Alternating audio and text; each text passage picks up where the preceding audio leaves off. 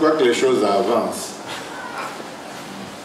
Hier, j'ai eu un groupe d'amis sénégalais, ils sont venus ici.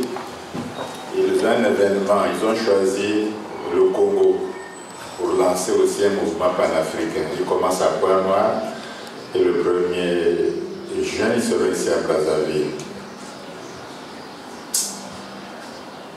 À Cotonou, au mois de juin, Cotonou et le Ghana, c'est l'université de Lagos du Ghana et l'université de Cotonou, vont faire un hommage. Je serai là. Et puis à Yaoundé, à la fin de l'année, il y aura un prix panafricain depuis Paris. Les gens vont descendre à droite. Un peu partout, il y a un comité à Nairobi, comité de changer les programmes africains pour éveiller un peu la jeunesse africaine. Ils m'ont sollicité pour aussi être dans le comité. Donc partout les choses avancent, parce que même ici au Congo, on n'aurait pas imaginé un parterre comme celui-ci.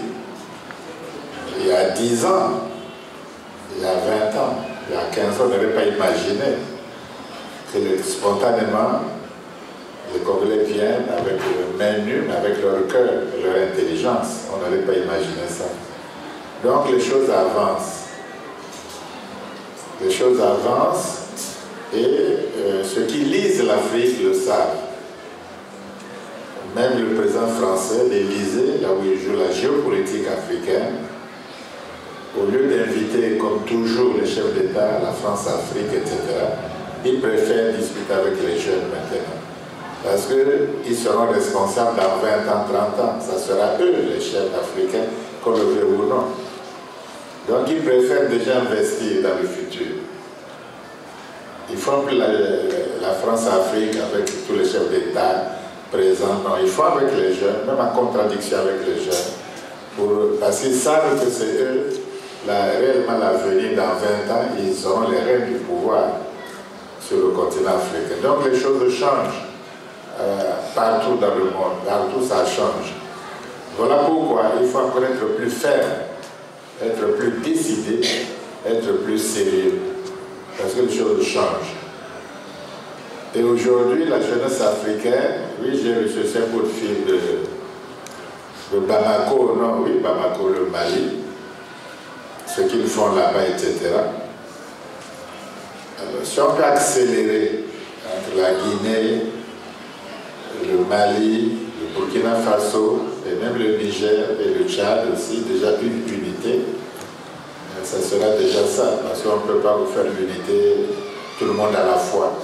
On commence toujours quelque part et puis petit à petit ça s'agrandit.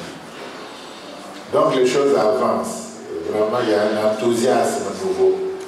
Il y a un enthousiasme. Les gens le savent que cela est dû aussi aux difficultés de l'Europe.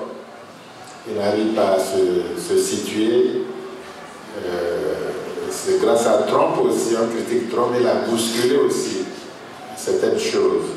Voilà, pour un à 4 ans, ça suffisait. Et là, ils ont repris encore un peu le conservateur, etc.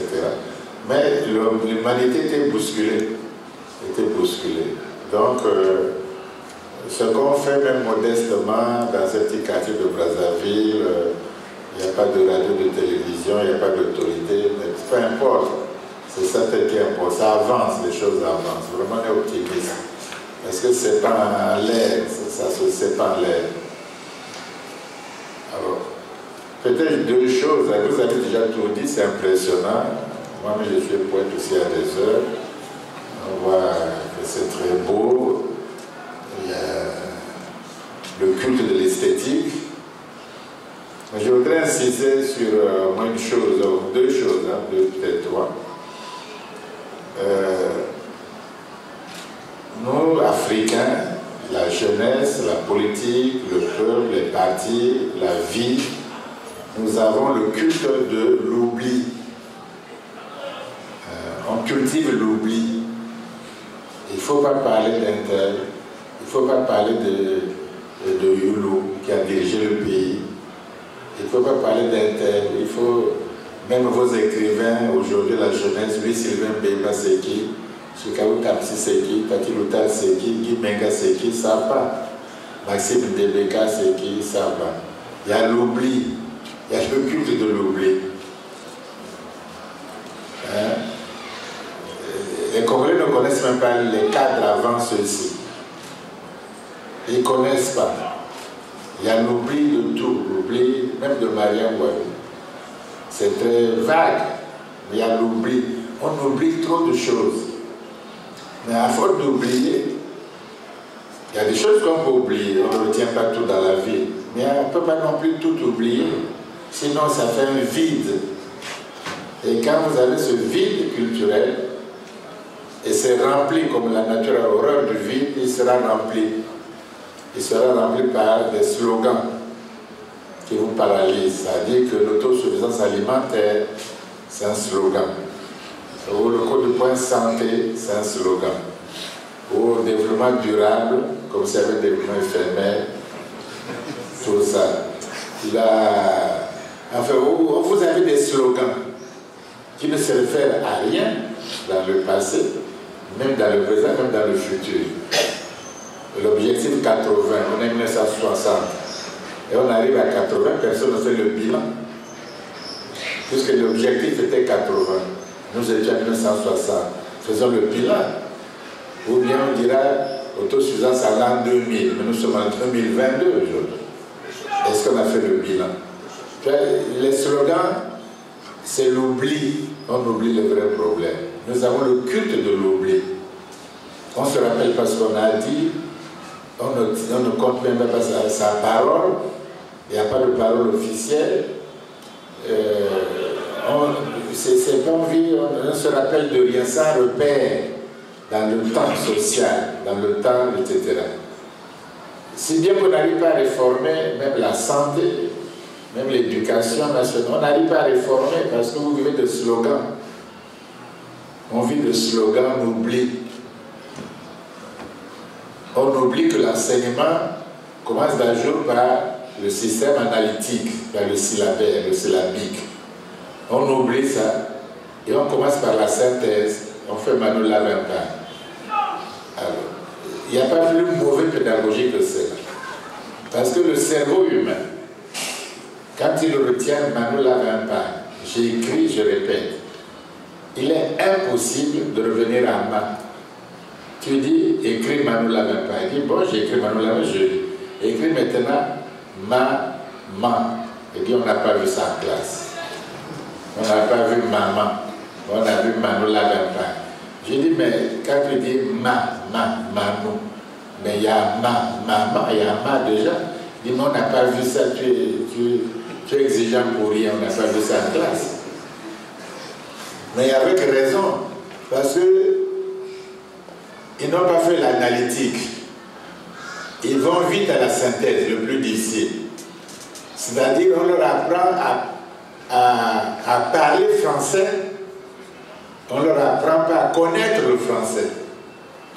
Donc, ils le parlent comme un enfant qui ne va pas à l'école, passe à la maternelle, mais il ne peut pas l'écrire. On parle synthétiquement, mais on n'apprend jamais synthétiquement. On apprend toujours par analyse, par élément. Vous ne pouvez pas acheter une voiture aujourd'hui et vous êtes dedans, vous conduisez si vous n'avez pas d'abord appris le code après la conduite. Vous ne pouvez pas. Vous ne pouvez pas acheter un vélo et tout de suite donner un paysan, il va pédaler tout de suite. Non. Il faut qu'il essaie. Vous ne pouvez pas être derrière un avion là, allez rentrer, vous allez piloter. Globalement comme ça, c'est impossible. Il faut l'analyse. Comme on oublie tout, et des pédagogues de bonne volonté, des directeurs de bonne volonté, mais ce qu'il faut n'a aucune référence, il n'y a aucun repère. Donc on fait quand même à nous lève un pas, surtout si la coopération donne l'argent. Bon, mais la coopération, c'est l'aboutissement. Voilà pourquoi vous imprimez ces livres par achète. Ils savent que c'est abruti. Et pourquoi ils ne font pas le même Manu lave un pain, ou bien Dupont lave le pain en France. Pourquoi ils ne font pas ça? Dupont lave le pain en France. Mais pourquoi ils ne font pas ça? Parce que c'est abrutissant. Il faut pour retarder. Et comme nous, on n'a pas de référence, on vit comme ça au jour le jour, mais on garde l'enseignement pendant 10 ans. Et ça devient faible, ça devient... tous les Congolais disent République au lieu de dire République, etc. etc. Ouais. Mais ce n'est pas de la fantaisie. C'est pas parce que je veux dire République ou je veux dire République. Non, ça se dit Ré. Pourquoi? Parce que le Ré remplace un S. Le français, c'est du latin. On dit res publica, la chose publique. Mais quand on dit le res, le S, le reste, le S là, est un accent, d'où république. Donc ce n'est pas une fantaisie, c'est la structure de la langue qui demande qu'on dise ré. Ce n'est pas que je le veux, la langue veut ça elle-même. Par exemple, au CM2, tu donnes un exercice, par exemple. Vous avez l'hôpital, vous écrivez H au accent circonflexe. D'accord, hôpital. Vous demandez au CM2 à l'examen, donnez-moi un adjectif de l'hôpital. Eh bien, s'ils ne connaissent pas comment, pour qu'il y ait l'accent circonflexe, là, non, l'accent circonflexe, s'ils ne connaissent pas ça, ils ne peuvent pas trouver. Moi, je sais que l'accent circonflexe a remplacé un S. Donc, je mets l'adjectif, je dis, j'enlève l'accent circonflexe, je remplace le S, j'ai hospitalier. C'est ça le S, qui a l'accent circonflexe. Donc, on ne met pas par fantaisie l'hôpital avec accent circonflexe. Ce n'est pas une fantaisie. C'est une structure de la langue française. Hospitalisation, hospitalier, et bien hôpital. Ouais. Donc, quand on ne connaît pas, ce n'est pas donc la fantaisie. Mais on n'a pas de mémoire, on oublie tout. Et donc, on fait des choses qui n'ont ni queue ni tête. Parce que l'oubli vous amène à ça. Il y a le culte de l'oubli. Il ne faut pas faire ça. La jeunesse doit avoir le culte. On ne peut pas tout retenir. Mais il faut retenir l'essentiel, il faut des références. Il ne faut pas avoir le culte de l'oubli. Parce que vous oubliez vous-même, votre histoire de votre famille, votre père, votre grand-père, vos parents, vos temps, il y a l'oubli. Vous oubliez les collègues que vous étiez à l'école, vous oubliez etc.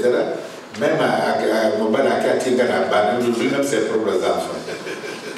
Il y a l'oubli. Il laisse la femme enceinte avec les enfants, ça n'occupe plus.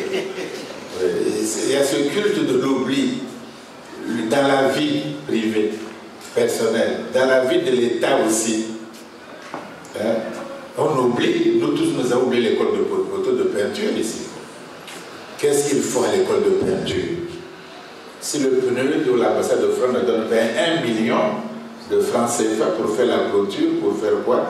Nous-mêmes, on a oublié l'école de peinture de Poto, les Beaux-Arts. On a oublié qu'est-ce qu'ils font là-bas, qu'est-ce qu'ils mangent, comment ils travaillent, qui achètent les tableaux, est-ce qu'ils font des expositions, est-ce qu'il y a des galeries, est-ce qu'ils voyagent à travers le pays, est-ce qu'on invite les gens, est-ce que c'est le tourisme, d'achat, il n'y a rien du tout, on ne fait pas la promotion. On a oublié. Et vous voulez quoi encore? Youlou faisait des concours de jardin de fleurs, qu'ils appellent les comices agricoles, devant la mairie.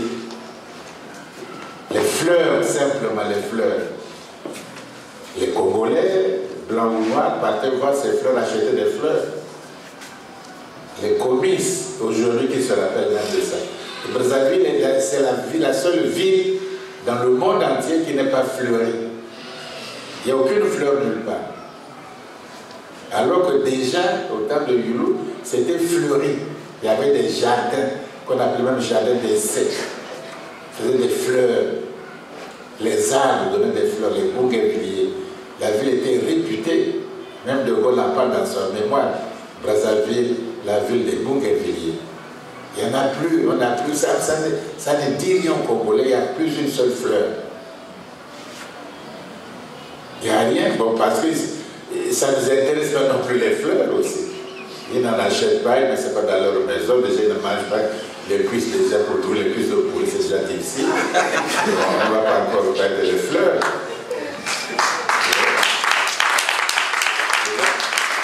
Notre vie devient une vie sans mémoire, dans l'oubli, ça devient un peu comme les animaux, quoi. On est ensemble, cravate, voiture, tout ça, tous autres dedans, mais il n'y a pas grand-chose. Il n'y a même pas de musique. Avant, il y avait Feignon, c'était musique sur le jazz, il y avait des choses comme ça, les cafés Nono, les banquettes, Sabakongo, Macedo, tout. Il n'y a plus un endroit de rencontre, de joie, de plaisir, il n'y en a plus. Ils oublient trop, c'est quand même curieux. C'est pas normal. La jeunesse doit avoir des repères. Alors, s'il y a l'oubli, ils orientent la jeunesse dans une mauvaise impasse, qu'ils appellent la force montante. Comme s'il y avait une force descendante. Parce qu'il y a l'oubli. Parce qu'il y a simplement l'oubli. On croit que les jeunes, ils sont là tout seuls. Il n'y a pas d'adultes, il n'y a pas de vieux, il n'y a pas d'enfance, il n'y a que la jeunesse. Donc c'est une mauvaise... Alors qui a fait la jeunesse avant ici au Congo? Aucun chef d'État n'a nommé un ministre à 23 ans, sauf Youlou. Il a nommé Isaac Ibwanga, qui vit encore à 23 ans, ministre, pas délégué, ministre plein. Mais les jeunes ne le savent même pas. Ils croient que c'est d'aujourd'hui. Aujourd'hui, ils n'ont pas 23 ans. À 23 ans, ce n'était pas un débat des générations, ce n'est pas un débat. On a besoin de 0 à 10 ans, on a besoin d'enfance. Il faut qu'il y ait des enfants. Vous allez faire les hôpitaux, les écoles primaires, pour eux. Il faut déjà penser. Ensuite, ils deviennent adolescents. Ils jouent au football, ils jouent au handball, ils ont le temps jusqu'à 18 ans. Et ça de 10 à 18 ans, ils sont adolescents, ils sont forts, vigoureux, sportifs. Il faut prévoir les clubs, les directeurs de sportifs. Ils ne prévoient rien du tout, que la démographie avance. Maintenant, après l'enfance, après l'adolescence, même la jeune fille commence à prendre connaissance de son corps. Les seins commencent à pousser pour l'adolescence. Après, il y a la jeunesse. Entre 20 ans et 30 ans, ou 35 ans, tu viens, la jeunesse. C'est cette période-là qu'il crée. France Fanon a écrit Peau noire et masque blanc à 28 ans, en tant qu'étudiant en médecine. 28 ans, le livre est resté. L'échec entendu dont on parle, à 33 ans, dans son agriculture. Hein? Gagarine qui a fait le tour de la planète du monde. Vous êtes le premier à voler dans l'espace. Il avait 27 ans quand il a fait le tour du monde. 27 ans. Hein? Einstein, il n'était pas professeur de physique. Il travaillait au PTT. Il n'enseignait pas. Il a écrit la relativité dans une revue en 1905, dans une revue de physique. Il a envoyé un article comme ça, etc. Et il avait quel âge? Il n'avait pas 30 ans. Tout à l'heure, Baba parle de ce qu'ont fait les États-Unis. Il y avait un vieux, Franklin, Benjamin Franklin. Il avait 80 ans, il était vieux, avec la goutte, etc. Il est parti en France, a discuté avec les Voltaire, les Diderot, les Montesquieu, les Lumière. Il est venu aux États-Unis. Il appelait les jeunes, le jeune Madison. Il avait 33 ans. Il appelait Hamilton, un avocat de New York. Il avait 30 ans. Il appelait Jefferson. Il avait 28 ans. Et parmi eux, il y avait un général, Washington. C'était le plus vieux, 50 et quelques, 50 ans.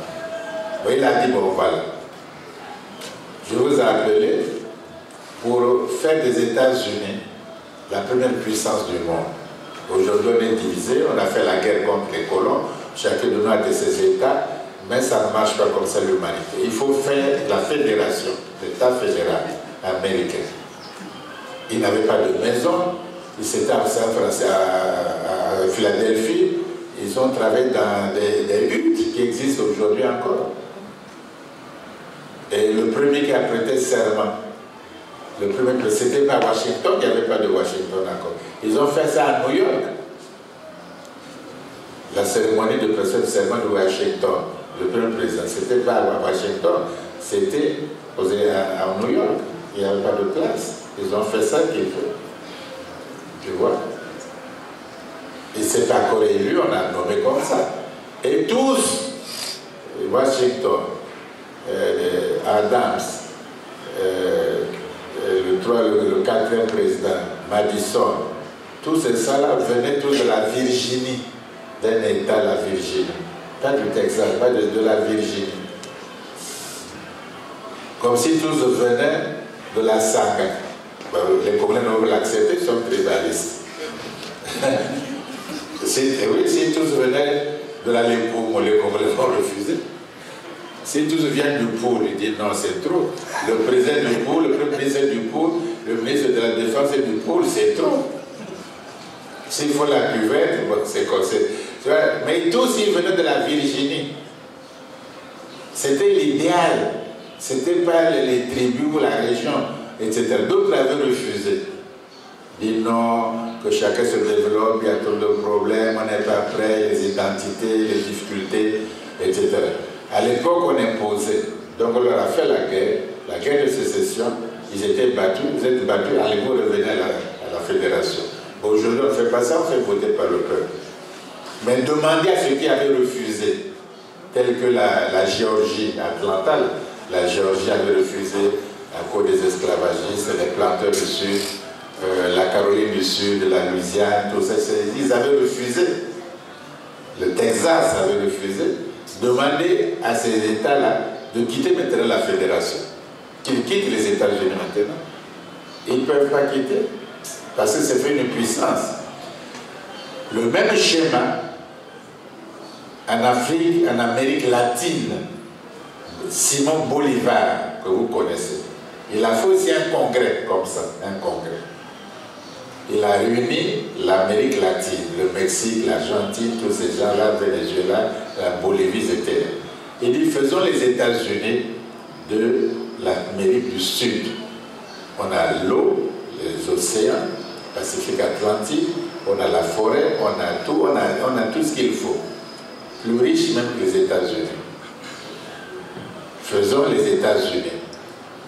Et il peut le dire, nous sommes tous des chrétiens, des catholiques. L'Amérique du Nord, c'est des protestants. Nous sommes catholiques. Nous parlons espagnol. Ils parlent tous anglais. Nous parlons tous espagnol. Sur le Brésil parle portugais, mais c'est des parents, on est tous pareils. Faisons ça, il y a beaucoup d'avantages, faisons ça. Ils ont dit non, il y a trop de problèmes, on est ceci, on évoque toujours des problèmes. Ils ont loupé.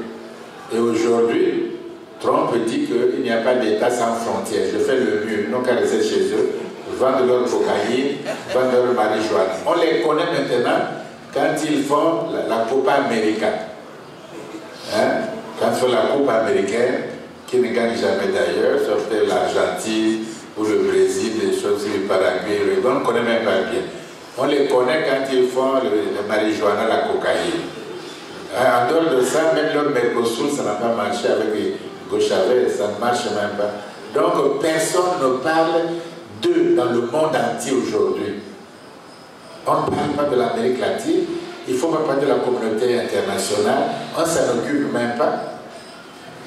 Si on va acheter les bœufs de l'Argentine, parfois la communauté européenne dit que pas question.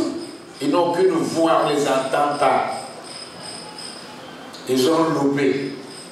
Nous, ça peut nous arriver. On dit non, c'est trop tôt, il y a ceci, chacun a ses histoires, il y a trop de prétextes, ne manque jamais. Il n'y a jamais de perfection. Mais après, on ira en Europe, mourir dans l'océan, la Méditerranée, dans les Canaries, ils ne vont même plus accepter. De toute façon, les gens là ne se noient pas. On les tire à bout portant. On n'a jamais montré les cadavres des noyés parce qu'ils sont crevés de balles. Ils ne veulent pas, etc. Et l'Europe fait quoi? Condamner ces gens-là a fait la cour de la CPA parce qu'on a tué des trucs là, on s'en fout. Ils viennent chercher, puis nous rester chez eux. Ils ont tout là-bas. Ils viennent, etc. Donc la même chose, on vend les armes en Amérique, à l'Arabie Saoudite, la France vend des armes en Arabie Saoudite, ça fait l'argent. En même temps, avec ces armes, on tue les Yémen, on dit qu'il y a la crise au Yémen, il y a les affaires, l'humanité, l'humanisme, les trucs comme ça. Les mêmes gens chantent encore ça. Ils n'ont qu'à pas vendre les armes. Nous, ça sera comme ça l'hypocrisie, les intérêts. Chacun ses intérêts. Si vous ne faites pas le monde tel qu'il est guidé par l'Occident, il vous écrase, il élimine. Un pays démocrate comme les États-Unis, les Indiens qui sont là-bas indigènes ne votent pas, ne sont pas votés, n'ont rien, ne partagent pas les richesses, ils sont dans les réserves encore. Ils sont parqués comme des animaux dans les réserves. Dans un pays de démocratie et qui a des valeurs soi-disant, voilà, ça arrive. Et qui parle de ça? Que la communauté, l'humanisme, les droits de l'homme qui parlent de ça, que les Indiens n'ont pas de droits. Ils ne peuvent pas voter, on ne peut pas les voter non plus. Pourquoi? Dans un pays démocratique. Qui parle de ça? Personne. Quand les États-Unis disent on ne veut pas ça, on ne veut pas ça, personne ne peut leur parler. Parce qu'il y a une puissance. Les Européens, ils n'acceptent pas l'impuissance, la faiblesse. Ça, ils n'acceptent pas ça. Si tu es faible, ils te dominent. Ils t'écrasent. C'est comme ça qu'ils font. Les Chinois l'ont compris. Ils ont fait la longue marche. Même si c'était avait 28 ans, c'est des jeunes, toujours, longue marche. Ils sont installés le pouvoir à Pékin. Bon, même Pékin, le nord de la Chine était occupé par les Japonais. Bon, Mao Zedong a dit Chiang Kai-shek, il dit tu es chinois, moi je suis chinois, et tu es bourgeois, moi je suis communiste. On peut s'entendre au moins pour chasser les Japonais. Une fois qu'on les a chassés, chacun de nous peut faire ce qu'il veut. D'accord, ils ont fait l'alliance, ils ont chassé les Japonais, et les Chiang Kai-shek ont continué leur truc, et Mao Zedong a installé le pouvoir communiste en Chine. Bon. Même parfois, il partait à Moscou, Staline mettait du temps pour le recevoir. Il était un peu frustrant, il dit cette affaire-là. Il faut être fort soi-même. Et bon, au début, il faut stabiliser le pouvoir. Il faut déjà avoir la puissance nucléaire. La bombe atomique, tout ça, le monde est comme ça. Il faut avoir ça. Mais après, un autre qui était dans la longue marche, un compagnon de Mao Zedong, il est plus vieux. Il dit, bon, moi, je peux pas être président, ministre, des choses. Vous, les jeunes, vous faites ça. Mais vous obéissez à ce que je dis. Je reste au parti. Je commande. Vous êtes des présidents, vous êtes des ministres, vous faites ce que vous voulez. Mais il y a 10 points. Il faut respecter ça. Premièrement, il faut accumuler beaucoup de dollars. Parce que nous n'utilisons pas ça. Nous avons notre yen et tout ça. Mais gardez vos dollars là. Les Européens viennent le chercher ici. Et qui est le plus analysé? Les dettes des États-Unis, il faut savoir. Ils ne vont pas à la Banque mondiale comme vous, ils vont au Fonds monétaire international. Les États-Unis, Bush était endetté auprès de la Chine et de l'Allemagne. Ils ne vont pas chez vos banques mondiales. La Banque mondiale a 5 minutes de la Maison Blanche. Ils vont pas là-bas. Même ils dirigent ça, ils ne vont pas. Parce qu'ils savent que ça peut tromper les gens, c'est tout. Donc, il dit les trucs là, l'argent, il vient de recherche. Deuxièmement, il faut faire la science, la modernité, une vie moderne. On ne peut pas aller blague comme ça, la science. Il faut faire ces choses-là. Ils ont développé chacun. L'électronique, les trucs, c'est les plus forts. Votre portable, la vie presse au Kivu ici. Ils ont développé. Et ils ont créé une puissance. Et le jeune président, la Spiegel, là, il était étudiant des économies à New York. Ils avaient enfin un programme d'envoyer les étudiants déjà étudiés. Et ils reviendront diriger la Chine. Mais ici, est-ce qu'on prépare les étudiants, les jeunesses, à diriger le Congo même? Parce qu'on est président, on est chef de ministre, on ne veut pas que vous soyez président, que vous soyez ministre. Mais oui, on ne veut pas. Si vous êtes par hasard, d'accord, on ne prépare pas. Ailleurs, on envoie l'élite se préparer. Ils apprennent, ils viennent, ils connaissent, ils ont vu le monde, ils ont voyagé, ils ont l'expérience, ils viennent pour diriger leur pays. Il n'y a pas de jalousie entre les générations. Ici, on coupe la jeunesse de tout. Ils sont simplement force de montagne, ils ne peuvent pas monter comme ça. Il faut qu'ils s'appuient sur les épaules pour monter. Parce qu'on leur dit faites ça, faites ça, faites ça. Mais ils font eux-mêmes. Allons-y. Là, ça on prépare encore des malheurs plus graves encore. Parce qu'ils ne pourront pas. Parce qu'ils ne pourront pas.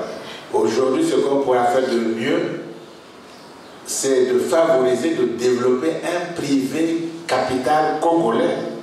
Des Congolais milliardaires, riches, comme les Dangote au Nigeria. Or, vous ne faites pas ça. Votre truc, c'est, j'ai un programme, de 22 000 à 25 000, je crois. J'ai un plan. Et puis, il faut aller négocier des partenaires et pour venir investir, etc. Vous êtes les bras croisés. Vous avez simplement écrit qu'on veut faire à Maluku une usine de ceci, qu'on veut faire dans les plateaux, planter. Vous écrivez vos trucs, non? Et puis vous montrez aux gens, vous qui avez l'argent, venez investir. Mais le gens vient regarder ces histoires. Mais on ne fait pas comme ça. Donc, qui investit? Il dit, bon, on vient vous aider. Voilà les mots vides. On vient vous aider. Qui est de la Chine? La France est déficitaire, le budget déficitaire pendant plusieurs années. Et qui est de la France? Qui accompagne la France? On vient vous accompagner. Ils aiment ça, donc on n'est pas seul, quelqu'un nous accompagne. D'accord. Mais qui accompagne la Chine? Qui accompagne les États-Unis? Qui accompagne la France? Qui accompagne l'Italie? Quel est leur partenaire? Qui investit pour eux là? Hein? C'est quand même bizarre. Mais vous ne voyez pas le monde. Donc tu es assis dans ta cravate, tu écris les trucs là qu'on va faire une usine de caoutchouc, par exemple, je ne sais pas où. Et puis moi j'ai dit, bon je viens, moi je vous donne l'argent. Et puis vous ne savez pas gérer, d'après vos bilans. Vous ne savez rien faire. Je vais vous mettre l'argent. Il vient, il rigole, il dit, oh non, pas la peine d'aller là-bas. Hein? Mais est-ce qu'on fait comme ça? Parce qu'on oublie même, il y a trop d'oubli. On oublie trop de choses. On fait sans mémoire, sans conscience du passé, du présent, du futur. Si tu n'as pas la conscience de la mémoire du passé, ton présent est flottant et ton avenir est inexistant. Tu ne vois pas que la poésie lit le passé, le présent et le futur. Il lit. Il ne fait pas que le présent ou que le futur. Il lit toute la... C'est ça la vie. La vie est passée, la vie est présente, la vie est future. Tu ne peux pas simplement t'accrocher sur le futur, négliger le présent, négliger le passé. Tu peux que faire le passé, négliger le présent, négliger le futur. La vie est continue. La vie a tous ces éléments-là. Il faut tout faire. Il faut tout faire. C'est bien qu'on oublie même. On oublie, moi-même je m'oublie, j'oublie aussi le pays, les gorges de Diosso. C'est l'endroit le plus touristique du monde. Mais on oublie. On ne fait pas ça agréable. Il n'y a pas de chemin pour aller aux gorges de Diosso. À Pointe-Noire, là-bas, il n'y a rien du tout. Et il y a un beau paysage comme ça, etc. Dans la Boïsa aussi, il y a des beaux sites. Et partout, il y en a. Mais comme on oublie, on ne sait pas, c'est comme ça. Et puis on parle de tourisme. À compter, ça signe simplement à nous classer. On va classer quoi? Faites d'abord les choses. Hein? Donc tout est à l'envers. Voilà pourquoi ça stagne. C'est stagnant. Tout est à l'envers. Parce qu'on n'a pas la dynamique du passé, du présent, du futur. Pour lancer le futur, il faut être conscient du présent et du passé. Pour ne pas oublier certaines choses. Certaines choses, il faut oublier.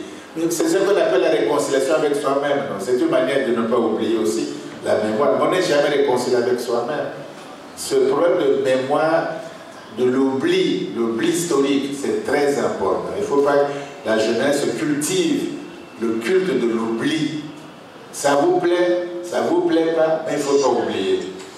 Ça ne me plaît pas, ça ne fait rien. C'est un souvenir. Les autres n'oublient pas la Shoah. Les Juifs n'oublient pas leur souffrance. La France, les défilés 14 juillet. C'est des souvenirs, ils n'oublient pas. Tout ça, les anniversaires, les guerres, les ceci. ils ont des rues, ils ont des statues, ils ont des académies, ils ont des bourses. Ils n'oublient pas, ils fonctionnent avec la mémoire, pas avec l'oubli. Même si on ne peut pas tout retenir, mais on fait les anniversaires pour ne pas oublier. On dit aux jeunes, donnez-leur la bourse interne, etc., etc. On n'oublie pas. Ici, on fait tout le contraire. Pour faire les lois de l'Assemblée fait les lois. Je suis député, je propose une loi. La loi porte mon nom, si on veut. Comme au temps du Toulou, il y avait Tchétchelou Portela, je crois, député, Portela, qui avait député, et que les enfants de 18 ans, de 16 ans, 17 ans ne vont pas dans les bars. Ce phénomène, non par les enfants. Il a fait cette loi, la loi portait son nom, la loi Portela. Mais vous, Maman Boalé, elle vous donnez la loi, Maman Boalé. Mais juridiquement, ça marche. Non, c'est pas qu'on soit contre. C'est pas qu'on soit contre. Non, c'est pas qu'on soit contre la loi, non. Mais il y a une incohérence. Et on ne peut pas vivre dans l'incohérence publique.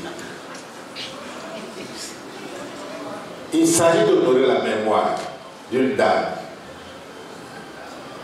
Mais la meilleure chose à faire, si on est intelligent, il y a un déséquilibre entre les bacheliers masculins et les bacheliers féminins au Congo depuis longtemps.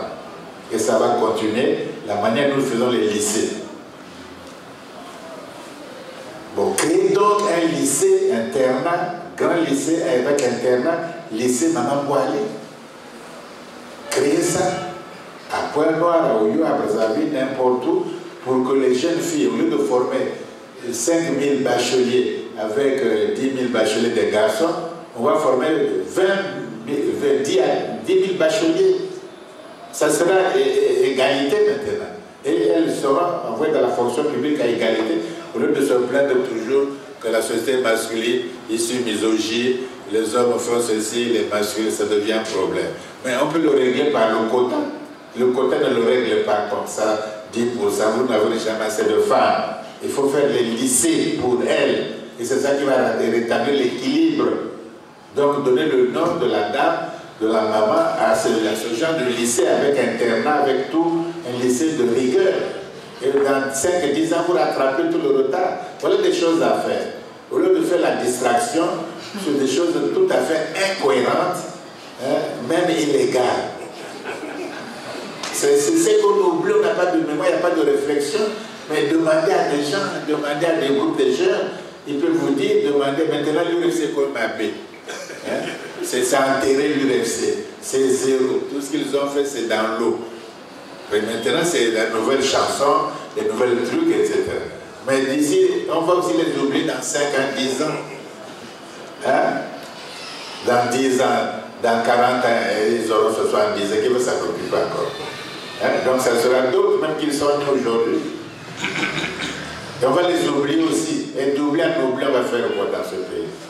Donc il y a quand même une certaine salubrité publique. Une salubrité, comment on fait l'hygiène dans une hygiène publique. Il faut respecter les choses. Il faut faire normalement.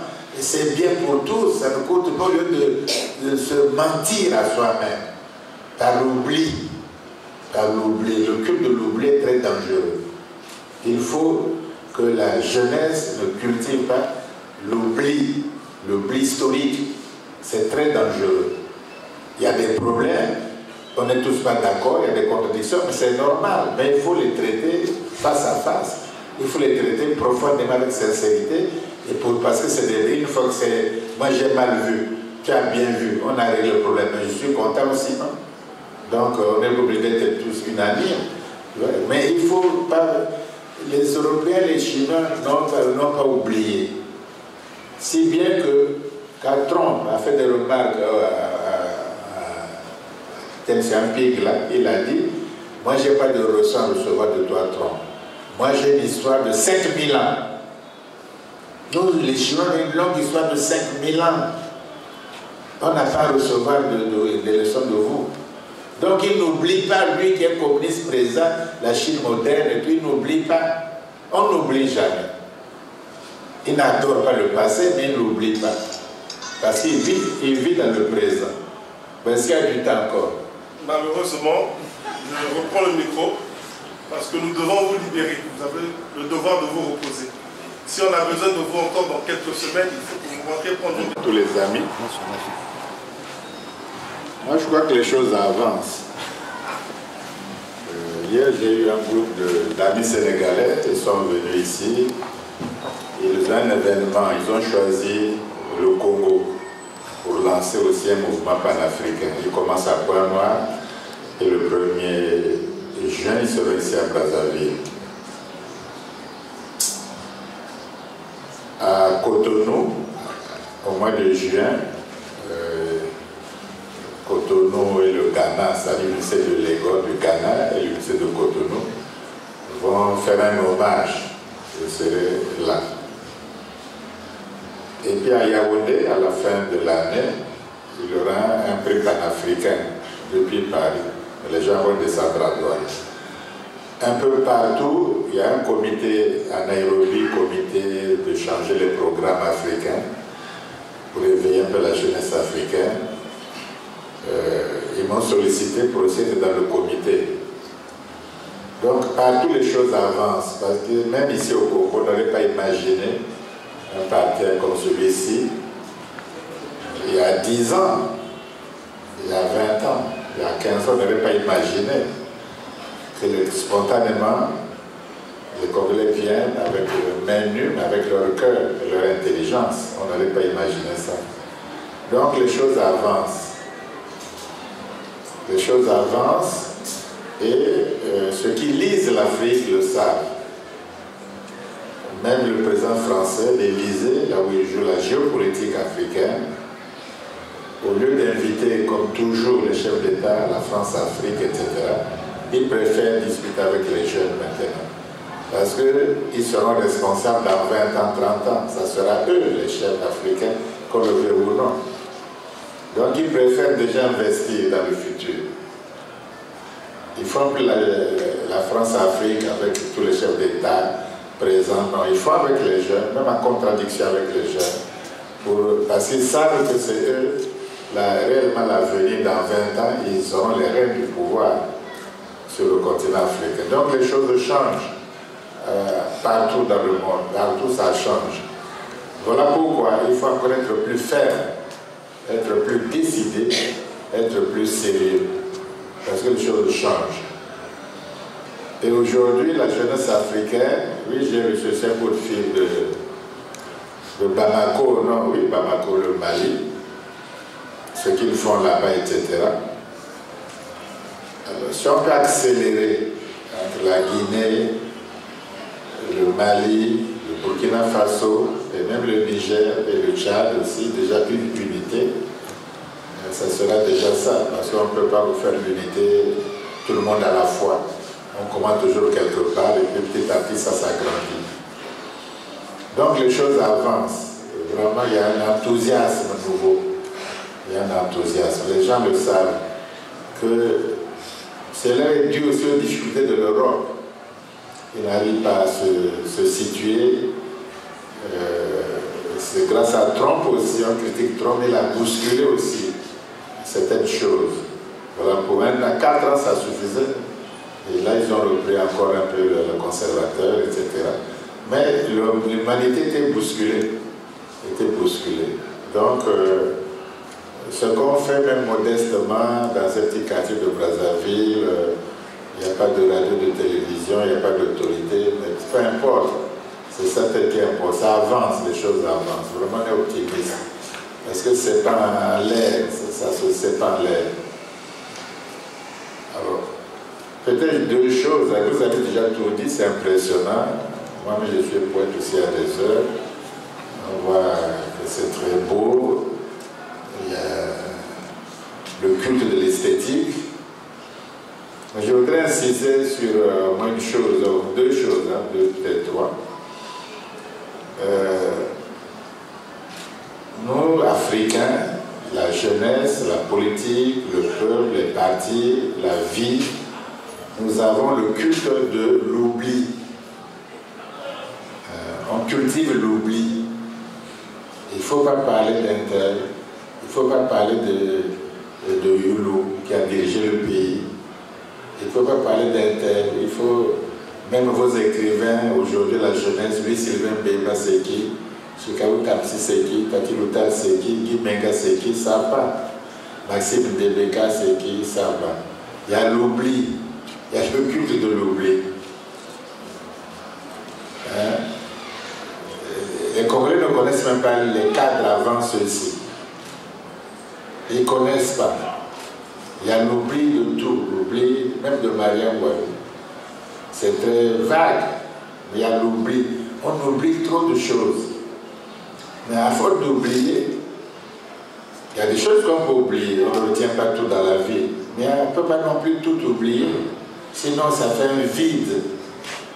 Et quand vous avez ce vide culturel, et c'est rempli comme la nature a horreur du vide, il sera rempli. Il sera rempli par des slogans qui vous paralysent. C'est-à-dire que l'autosuffisance alimentaire, c'est un slogan. Ou le code de point santé, c'est un slogan. Ou le développement durable, comme c'est un développement éphémère, tout ça.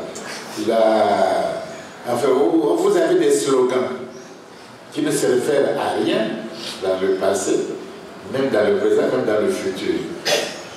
L'objectif 80, on est en 1960, et on arrive à 80, personne ne fait le bilan, puisque l'objectif était 80.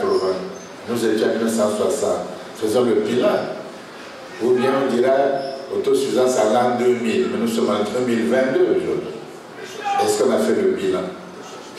Les slogans, c'est l'oubli. On oublie les vrais problèmes. Nous avons le culte de l'oubli.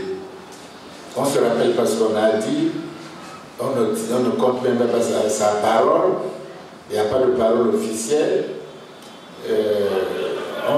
C'est pas envie, on ne se rappelle de rien, ça repère dans le temps social, dans le temps, etc. Si bien qu'on n'arrive pas à réformer même la santé, même l'éducation nationale, on n'arrive pas à réformer parce que vous vivez de slogans. On vit de slogans, on oublie.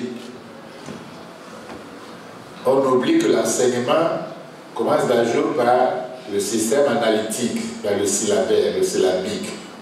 On oublie ça et on commence par la synthèse. On fait Manu Lavimpa. Alors, il n'y a pas plus mauvaise pédagogie que ça. Parce que le cerveau humain, quand il retient Manu Lavimpa, j'écris, je répète, il est impossible de revenir à ma. Tu dis, écris Manu Lavimpa. Il dit, bon, j'ai écrit Manu Lavimpa, je lis. Écris maintenant ma. Et puis on n'a pas vu ça en classe.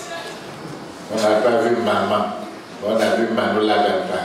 Je dis, mais quand tu dis Manu, mais il y a maman, il y a ma déjà. Il dit, mais on n'a pas vu ça, tu es exigeant pour rien, on n'a pas vu ça en classe. Mais avec raison, parce que ils n'ont pas fait l'analytique. Ils vont vite à la synthèse, le plus difficile. C'est-à-dire, on leur apprend à parler français, on ne leur apprend pas à connaître le français. Donc, ils le parlent comme un enfant qui ne va pas à l'école, passe à la maternelle, mais il ne peut pas l'écrire. On parle synthétiquement. On n'apprend jamais synthétiquement. On apprend toujours par analyse, par élément. Vous ne pouvez pas acheter une voiture aujourd'hui et vous êtes dedans, vous conduisez si vous n'avez pas d'abord appris le code, après la conduite. Vous ne pouvez pas. Il ne faut pas acheter un vélo et tout de suite donner un paysan, il va pédaler tout de suite. Non. Il faut qu'il essaie.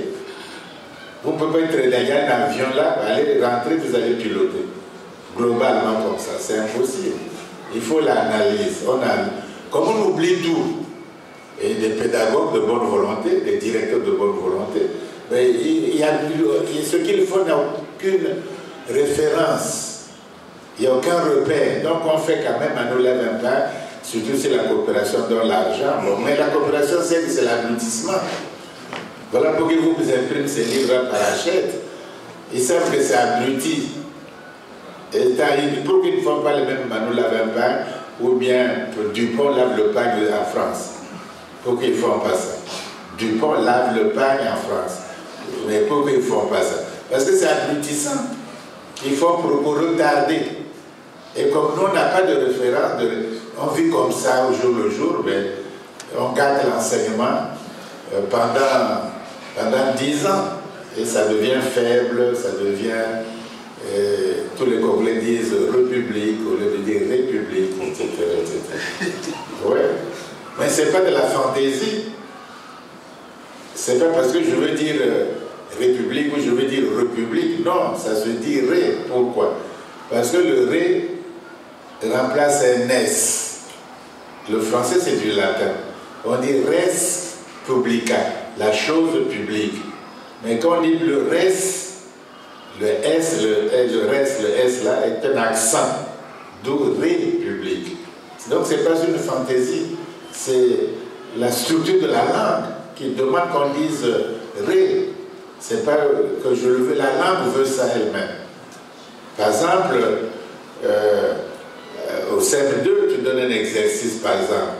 Vous avez l'hôpital, vous écrivez H au accent circonflexe.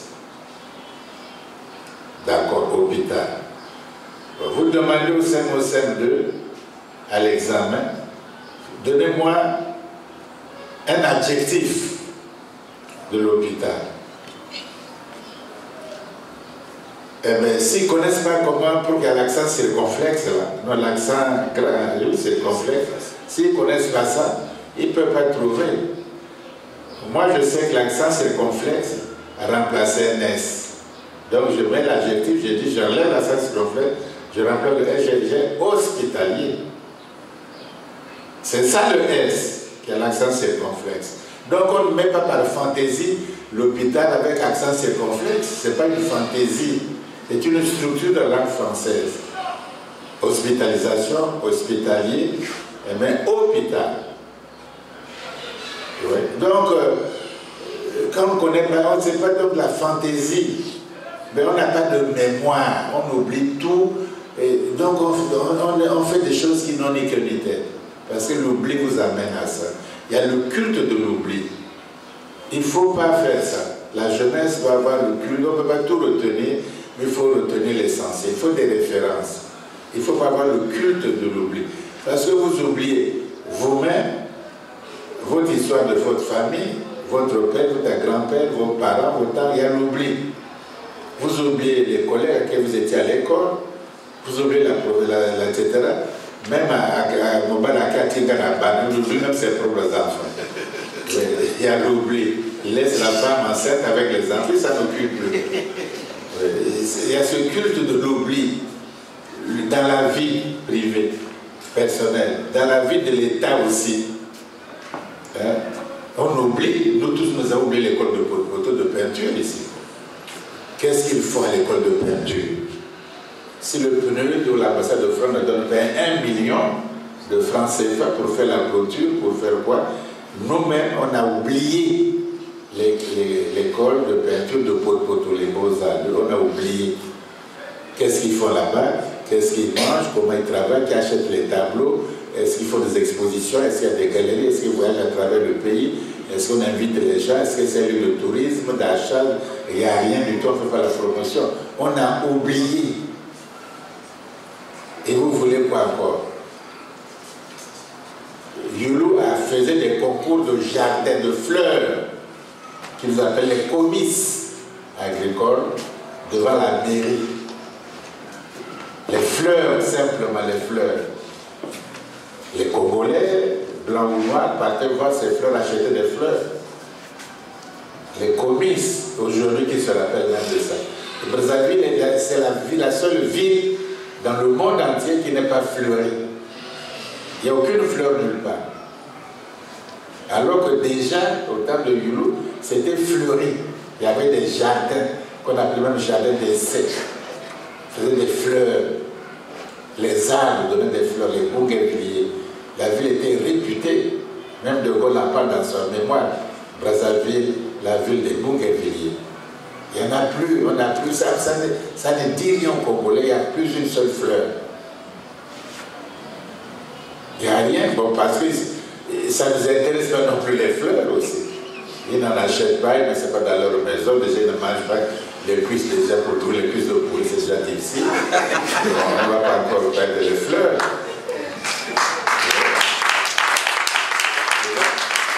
Notre vie devient une vie sans mémoire, dans l'oubli, ça devient un peu comme les animaux, quoi. On est ensemble, cravate, voiture, tout ça, toujours dedans, mais il n'y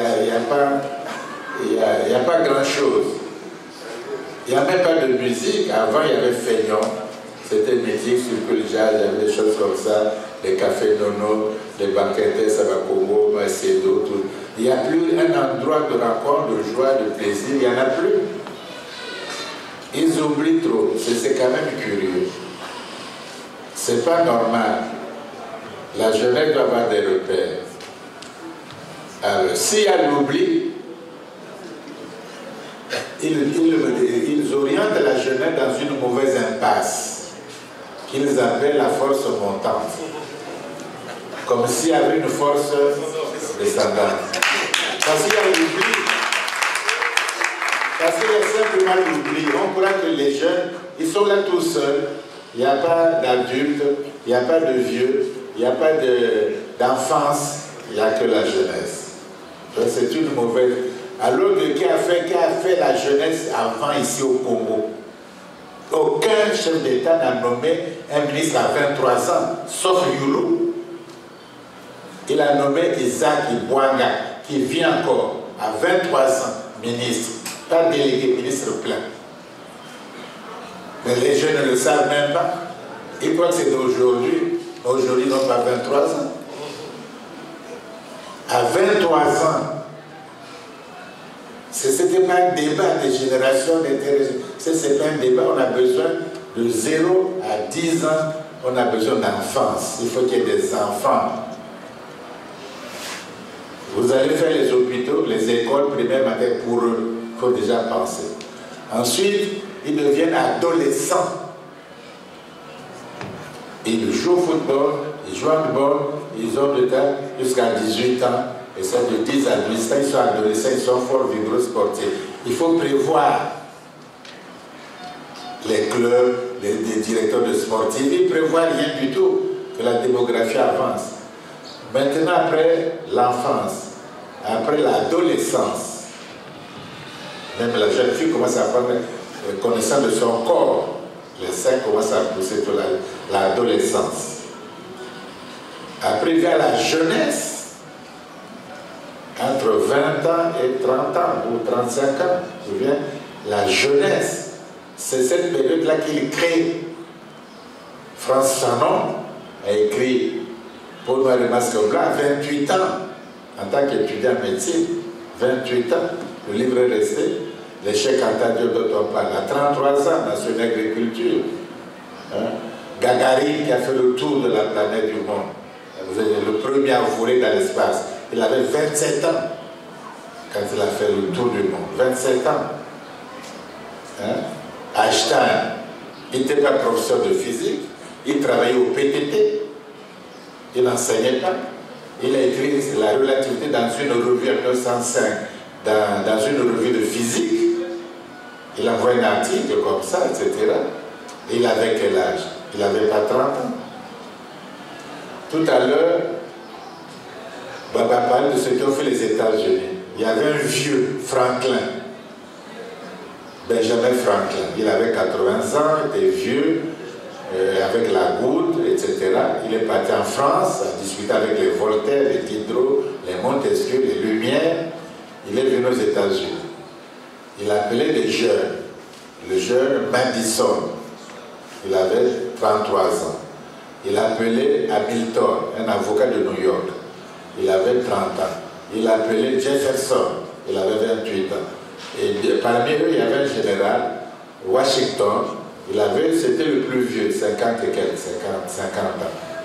Mais il a dit, bon voilà, je vous ai appelé pour faire des États-Unis la première puissance du monde. Aujourd'hui, on est divisé, on a fait la guerre contre les colons, chacun de nous a de ses États, mais ça ne marche pas comme ça l'humanité. Il faut faire la fédération, l'État fédéral américain. Ils n'avaient pas de maison, ils étaient à Philadelphie, ils ont travaillé dans des huttes qui existent aujourd'hui encore. Et le premier qui a prêté serment, le premier, c'était pas Washington, il n'y avait pas de Washington encore. Ils ont fait ça à New York. La cérémonie de prestation de serment de Washington, le premier président, c'était pas à Washington, c'était à New York. Il n'y avait pas de place. Ils ont fait ça qu'il faut. Tu vois? Et cet accord élu, on a nommé comme ça. Et tous, Washington, Adams, le quatrième président, Madison, tous ces ça-là venaient tous de la Virginie, d'un État, la Virginie. Pas du Texas, pas de la Virginie. Comme si tous venaient de la Saga. Les Congolais n'ont pas l'accepté, ils sont tribalistes. Oui, si tous venaient de la Lépo, les Congolais vont refuser. Si tous viennent du pôle, ils disent non, c'est trop. Le président du pôle, le premier ministre du pôle, le ministre de la Défense et du pôle, c'est trop. S'il faut la cuvette, bon, c'est comme ça. Mais tous, ils venaient de la Virginie. C'était l'idéal. C'était pas les tribus ou la région, etc. D'autres avaient refusé. Dit non, que chacun se développe, il y a trop de problèmes, on n'est pas prêt, les identités, les difficultés, etc. À l'époque, on imposait. Donc on leur a fait la guerre de sécession. Ils étaient battus, vous êtes battus, allez-vous revenir à la fédération. Aujourd'hui, on ne fait pas ça, on fait voter par le peuple. Mais demandez à ceux qui avaient refusé, tels que la Géorgie, Atlanta, la Géorgie avait refusé à cause des esclavagistes, les planteurs du Sud, la Caroline du Sud, la Louisiane, tout ça, ils avaient refusé. Le Texas avait refusé. Demandez à ces États-là de quitter maintenant la fédération. Qu'ils quittent les États-Unis maintenant. Ils ne peuvent pas quitter. Parce que c'est fait une puissance. Le même schéma en Afrique, en Amérique latine, Simon Bolivar, que vous connaissez, il a fait aussi un congrès comme ça, un congrès. Il a réuni l'Amérique latine, le Mexique, l'Argentine, tous ces gens-là, Venezuela, la Bolivie, etc. Il dit, faisons les États-Unis de l'Amérique du Sud. On a l'eau, les océans, Pacifique, Atlantique, on a la forêt, on a tout ce qu'il faut. Plus riche même que les États-Unis. Faisons les États-Unis. Et il peut le dire, nous sommes tous des chrétiens, des catholiques. L'Amérique du Nord, c'est des protestants. Nous sommes catholiques. Nous parlons espagnol. Eux, ils parlent tous anglais. Nous parlons tous espagnol. Sur le Brésil, parle portugais, mais c'est des parents, on est tous pareils. Faisons ça, il y a beaucoup d'avantages, faisons ça. Ils ont dit non, il y a trop de problèmes, on est ceci, on évoque toujours des problèmes. Ils ont loupé. Et aujourd'hui, Trump dit qu'il n'y a pas d'État sans frontières. Je fais le mieux, ils n'ont qu'à rester chez eux, vendre leur cocaïne, vendre leur marijuana. On les connaît maintenant quand ils font la Copa América. Hein? Quand ils font la Coupe américaine, qui ne gagne jamais d'ailleurs, sauf l'Argentine ou le Brésil, des choses, le Paraguay, on ne connaît même pas bien. On les connaît quand ils font le marijuana, la cocaïne. En dehors de ça, même leur Mercosur, ça n'a pas marché avec Hugo Chavez, ça ne marche même pas. Donc personne ne parle d'eux dans le monde entier aujourd'hui. On ne parle pas de l'Amérique latine, il faut pas parler de la communauté internationale, on ne s'en occupe même pas. Si on va acheter les bœufs de l'Argentine, parfois la communauté européenne dit que pas question. Ils n'ont aucune voix, on ne les entend pas. Ils ont loupé. Nous, ça peut nous arriver. On dit non, c'est trop tôt, il y a ceci, chacun a ses histoires, il y a trop de prétextes, ne marche jamais. Il n'y a jamais de perfection. Mais après, on ira en Europe, mourir dans l'océan, la Méditerranée, dans les Canaries, ils ne vont même plus accepter. De toute façon, les gens là ne se noient pas. On les tire à bout portant. On n'a jamais montré les cadavres des noyés parce qu'ils sont criblés de balles. Ils ne veulent pas, etc. Et l'Europe fait quoi? Condamner ces gens-là a fait la cour de la CPA parce qu'on a tué des trucs là, on s'en fout. Ils viennent chercher, puis nous rester chez eux. Ils ont tout là-bas. Ils viennent, etc. Donc la même chose, on vend les armes en Amérique, à l'Arabie Saoudite. La France vend des armes en Arabie Saoudite, ça fait l'argent. En même temps, avec ces armes, on tue les Yémen. On dit qu'il y a la crise au Yémen, il y a les affaires, l'humanité, l'humanisme, les trucs comme ça. Les mêmes gens chantent encore ça. Ils n'ont qu'à pas vendre les armes. Nous, ça sera comme ça l'hypocrisie, les intérêts. Chacun a ses intérêts. Si vous ne faites pas le monde tel qu'il est guidé par l'Occident, il vous écrase, il élimine. Un pays démocrate comme les États-Unis, les Indiens qui sont là-bas en Niger ne votent pas, ne sont pas votés, n'ont rien, ne partagent pas les richesses, ils sont dans les réserves encore. Ils sont parqués comme des animaux dans les réserves. Dans un pays de démocratie et qui a des valeurs soi-disant, non. Voilà, ça arrive. Et qui parle de ça? Que la communauté, l'humanisme, les droits de l'homme qui parlent de ça, que les Indiens n'ont pas de droits. Ils ne peuvent pas voter, on ne peut pas les voter non plus. Pourquoi? Dans un pays de démocratie. Qui parle de ça? Personne. Quand les États-Unis disent on ne veut pas ça, on ne veut pas ça, personne ne peut leur parler. Parce qu'il y a une puissance. Les Européens, ils n'acceptent pas l'impuissance, la faiblesse. Ça, ils n'acceptent pas ça. Si tu es faible, ils te dominent. Ils t'écrasent. C'est comme ça qu'ils font. Les Chinois l'ont compris. Ils ont fait la longue marche. Même si c'est tout qu'avec 28 ans, c'est des jeunes, toujours, longue marche. Ils sont installés le pouvoir à Pékin. Bon, mais Pékin, le nord de la Chine était occupé par les Japonais. Bon, Mao Zedong a dit Chiang Kai-shek, il dit tu es chinois, moi je suis chinois, tu es bourgeois, moi je suis communiste. On peut s'entendre au moins pour chasser les Japonais. Une fois qu'on les a chassés, chacun de nous peut faire ce qu'il veut. D'accord, ils ont fait l'alliance, ils ont chassé les Japonais et les Chiang Kai-shek ont continué leur truc et Mao Zedong a installé le pouvoir communiste en Chine. Bon. Même parfois il partait à Moscou, Staline mettait du temps pour le recevoir. Il était un peu frustrant, il dit cette affaire-là. Il faut être fort soi-même. Et bon, au début, il faut stabiliser le pouvoir. Il faut déjà avoir la puissance nucléaire, la bombe atomique, tout ça, le monde est comme ça. Il faut avoir ça. Mais après, un autre qui était dans la longue marche, un compagnon de Mao Zedong, il est plus vieux. Il dit, bon, moi, je peux pas être le président, ministre, des choses là. Vous, les jeunes, vous faites ça. Mais vous obéissez à ce que je dis. Je reste au parti. Je commande. Vous êtes des présidents, vous êtes des ministres, vous faites ce que vous voulez. Mais il y a 10 points. Il faut respecter ça. Premièrement, il faut accumuler beaucoup de dollars. Parce que nous n'utilisons pas ça. Nous avons notre yen et tout ça. Gardez vos dollars là. Les Européens viennent le chercher ici. Et qui est le plus analysé? Les dettes des États-Unis, il faut savoir. Ils ne vont pas à la Banque mondiale comme vous, ils vont au Fonds monétaire international. Les États-Unis, Bush était endetté auprès de la Chine et de l'Allemagne. Ils ne vont pas chez vos banques mondiales. La Banque mondiale a 5 minutes de la Maison Blanche. Ils vont pas là-bas. Même ils dirigent ça, ils ne vont pas. Parce qu'ils savent que ça peut tromper les gens, c'est tout. Donc, il dit les trucs là, l'argent, il vient de recherche. Deuxièmement, il faut faire la science, la modernité, une vie moderne. On ne peut pas aller blague comme ça, la science. Il faut faire ces choses-là. Ils ont développé chacun. L'électronique, les trucs, c'est les plus forts. Vos portables, la vie prince au Kivu ici. Ils ont développé. Et ils ont créé une puissance.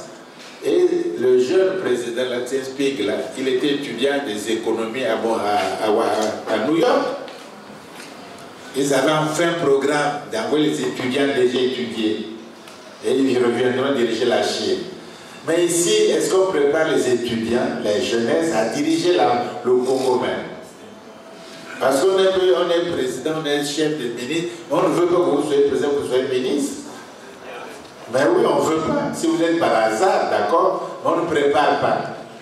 Ailleurs, on envoie l'élite se préparer. Ils apprennent, ils prennent, ils viennent, ils connaissent, ils ont vu le monde, ils ont voyagé, ils ont l'expérience, ils viennent pour diriger leur pays. Il n'y a pas de jalousie entre les générations. Ici, on coupe la jeunesse de tout. Ils sont simplement force de montagne, ils ne peuvent pas monter comme ça. Il faut qu'ils s'appuient sur les épaules pour monter. Parce qu'on leur dit faites ça, faites ça, faites ça. Mais ils font eux-mêmes. Allons-y. Là, ça on prépare encore des malheurs plus graves encore. Parce qu'ils ne pourront pas. Parce qu'ils ne pourront pas. Aujourd'hui, ce qu'on pourra faire de mieux, c'est de favoriser, de développer un privé capital congolais. Des Congolais milliardaires, riches, comme les d'un côté au Niger. Or, vous ne faites pas ça. Votre truc, c'est, j'ai un programme, de 22 000 à 25 000, je crois. J'ai un plan. Et puis, il faut aller négocier des partenaires. Et pour venir investir, etc. Vous êtes les bras croisés. Vous avez simplement écrit qu'on veut faire à Maluku une usine de ceci, qu'on veut faire dans les plateaux, planter. Vous écrivez vos trucs, non? Et puis vous montrez aux gens, vous qui avez l'argent, venez investir. Mais le gens vient regarder cette histoire. Mais on ne fait pas comme ça. Donc, qui investit? Il dit, bon, on vient vous aider. Voilà les mots vides. On vient vous aider. Qui est de la Chine? La France est déficitaire, le budget déficitaire pendant plusieurs années. Et qui est de la France? Qui accompagne la France? Vient vous accompagner. Ils aiment ça, donc on n'est pas seul, quelqu'un nous accompagne. D'accord. Mais qui accompagne la Chine? Qui accompagne les États-Unis? Qui accompagne la France? Qui accompagne l'Italie? Quel est leur partenaire? Qui investit pour eux là? Hein? C'est quand même bizarre. Mais vous ne voyez pas le monde. Donc tu es assis dans ta cravate, tu écris les trucs là qu'on va faire une usine de caoutchouc, je ne sais pas où. Et puis moi j'ai dit, bon je viens, moi je vous donne l'argent. Et puis vous ne savez pas gérer, d'après vos bilans. Vous ne savez rien faire. Je vais vous mettre l'argent. Il vient, il rigole, il dit, oh non, pas la peine d'aller là-bas. Hein? Mais est-ce qu'on fait comme ça? Parce qu'on oublie même, il y a trop d'oubli. On oublie trop de choses. On fait sans mémoire, sans conscience du passé, du présent, du futur. Si tu n'as pas la conscience de la mémoire du passé, ton présent est flottant et ton avenir est inexistant. Tu ne vois pas que la poésie lit le passé, le présent et le futur. Il lit. Il ne fait pas que le présent ou que le futur. Il lit toute la... C'est ça la vie. La vie est passée, la vie est présente, la vie est future. Tu ne peux pas être simplement t'accrocher sur le futur, négliger le présent, négliger le passé. Tu ne peux que faire le passé, négliger le présent, négliger le futur. La vie est continue. La vie a tous ces éléments-là. Il faut tout faire. Il faut tout faire. C'est bien qu'on oublie même. On oublie, moi-même je m'oublie, j'oublie aussi le pays, les gorges de Diosso. C'est l'endroit le plus touristique du monde. Mais on oublie, on ne fait pas ça agréable, il n'y a pas de chemin pour aller aux gorges de Diosso, à Pointe-Noire là-bas, il n'y a rien du tout, et il y a un beau paysage comme ça, etc. Dans la Boïsa aussi, il y a des beaux sites, et partout il y en a. Mais comme on oublie, on ne sait pas, c'est comme ça, et puis on parle de tourisme.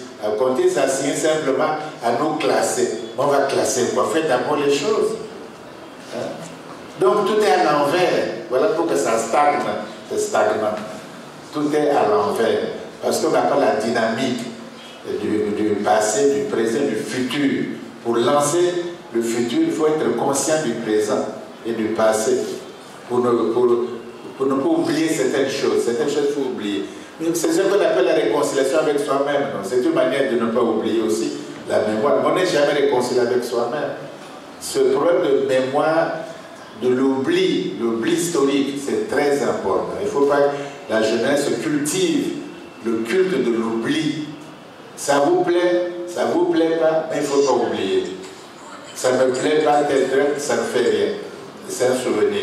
Les autres n'oublient pas la Shoah, les Juifs n'oublient pas leur souffrance, la France, les défilés 14 juillet, c'est des souvenirs, ils n'oublient pas. Tout ça, les anniversaires, les guerres, les ceci. Ils ont des rues, ils ont des statues, ils ont des académies, ils ont des bourses. Ils n'oublient pas, ils fonctionnent avec la mémoire, pas avec l'oubli. Même si on ne peut pas tout retenir, mais on fait les anniversaires pour ne pas oublier. On dit aux jeunes, donnez-leur la bourse interne, etc., etc. On n'oublie pas. Ici, on fait tout le contraire. Pour faire les lois de l'Assemblée fait les lois. Je suis député, je propose une loi.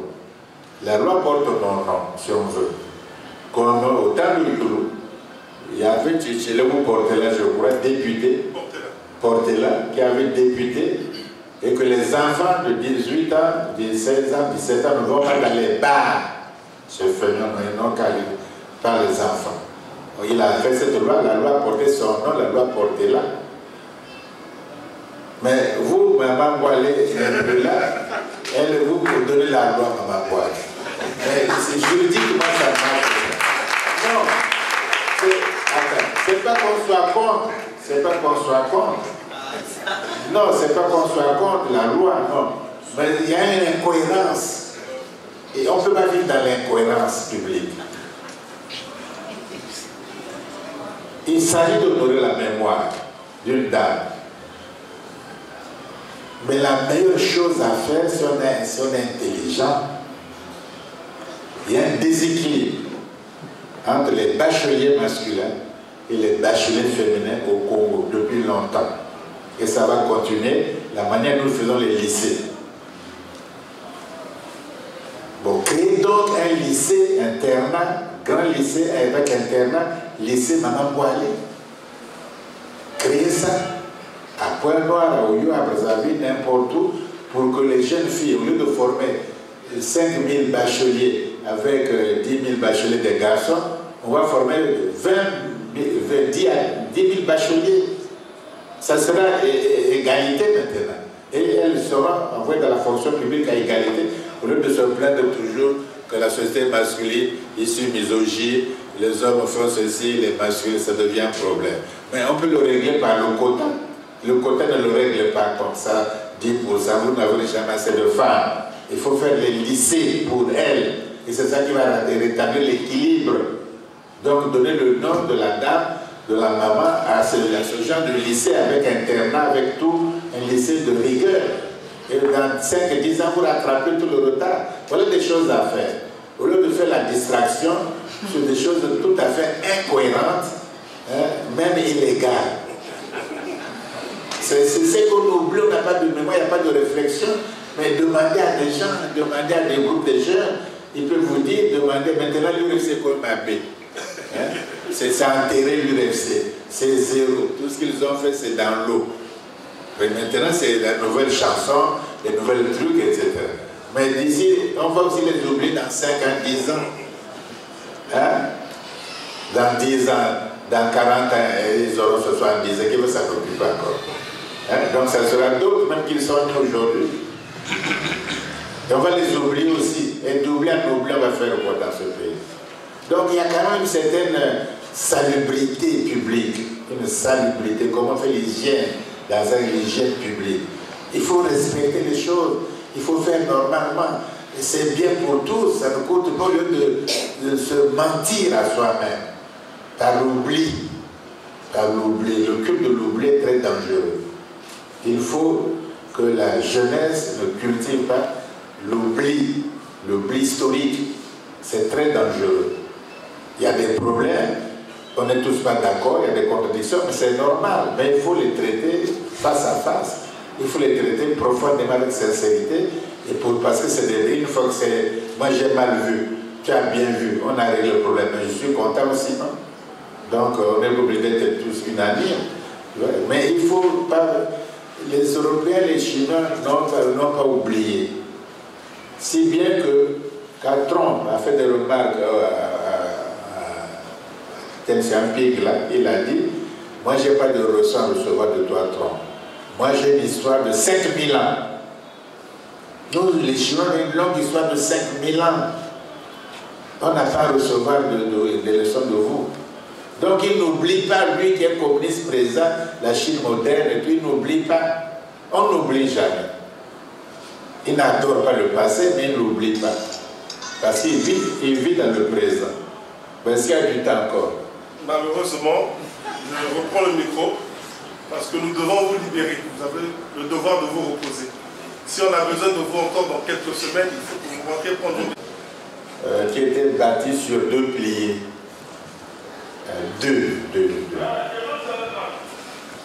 L'un des piliers, c'était la science, le savoir, les connaissances. Comment faire une pyramide, comment irriguer. Même l'eau du fleuve était mesurée, la hauteur, par les nilomètres. On mettait ça au bord du fleuve, l'eau a monté de temps, l'eau a baissé de temps. C'était bien pour l'agriculture. Donc la science, la maîtrise de l'eau du Nil, mesurer les hauteurs et les baisses de l'eau, les niveaux de l'eau. Il y avait la momification. Quelqu'un qui est mort de là, on peut le rendre son corps. Ceux qui étaient au temps de Moïse, au musée du Caire, on voit leur corps, là, des êtres vivants qui ont vécu au temps de Moïse, même avant Moïse. Ils ont fait bâtir les pyramides, bâtir les temples, faire l'irrigation, une armée avec d'abord le pied gauche et droit. C'est comme ça que les militaires égyptiens marchent. Aujourd'hui, vos militaires font la même chose. Toujours gauche, droite, toujours. C'est les Égyptiens qui ont commencé. Même un cimetière militaire, des soldats qui sont morts au combat, on les enterre dans un cimetière spécial, qu'on appelle le cimetière militaire. Ils avaient des galons, ils avaient tout. Il y avait la navigation. Hein? Il y avait les mathématiques, la géométrie, l'architecture, l'école, l'éthique qu'on enseignait, des choses comme ça, l'écriture, il y avait la science. Alors, vous qui avez la Bible dans votre poche, les Actes des Apôtres, c'est un livre biblique. C'est ça, non? Bon, prenez le chapitre 7 des Actes des Apôtres. Et les versets, lisez 22-23. Ils disent que Moïse, le libérateur du peuple juif, Israël, en Égypte, Moïse était éduqué dans la science, la sagesse égyptienne, d'où sa force en parole et en acte.